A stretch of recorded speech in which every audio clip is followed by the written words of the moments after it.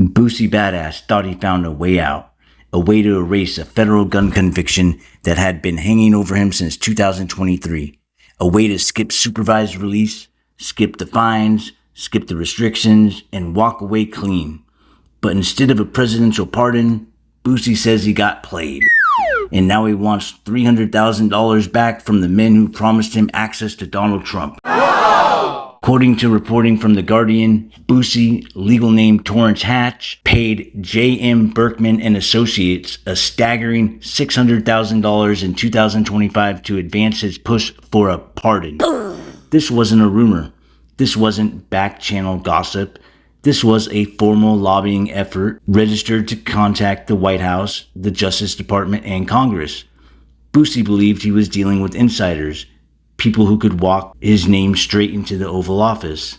Now, if you consider that Boosie actually was invited to the White House in February of 2025, then none of that sounds too far-fetched. He was there advocating for criminal justice reform. Clemency economy, a shadowy marketplace where lobbyists, lawyers, and political operatives sell the idea of presidential mercy. The Guardian notes that, quote, millions of dollars have been paid to lobbyists, lawyers, and pardon advocates bearing proffers of access to Trump. Boosie wasn't the first to pay, and he won't be the last. Boosie's attorneys were told the pardon was signed, that Trump had approved it, that they were simply waiting for the White House to announce it. But the article reveals the truth. Quote, the Trump White House told Hatch's attorney it had not received such a request. The lobbyist story didn't match reality. The pardon wasn't signed. It wasn't pending. It just wasn't coming at all. To understand why Boosie was willing to pay so much, you have to understand the case he was trying to erase. In 2023, during a music video shoot in San Diego, Hatch was observed by police with a handgun in his waistband. Boosie pled guilty to avoid prison time. He received 3 years of supervised release, 300 hours of community service, and a $50,000 fine. A pardon would have wiped that conviction clean. Now Boosie wants half his money back, the $300,000 he said he was promised as a refund if the pardon didn't happen. But the lobbyists disagree. The article quotes them saying, quote, no provision to return half the fee was ever actually agreed to. Boosie says they're bankrupt. They say they lobbied aggressively. Arbitration is underway.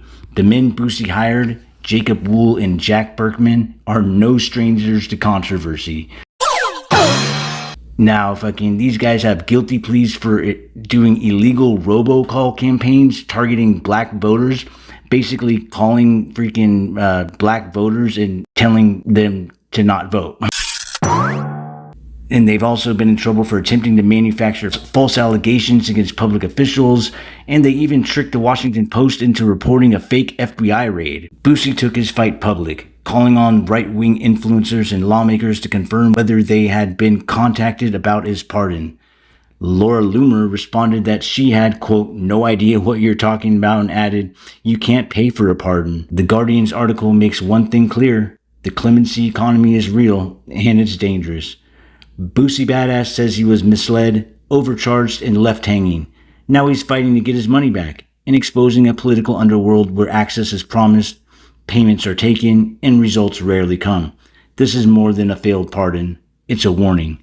A $300,000 lesson in the cost of chasing power. Boosie's story raises a larger question.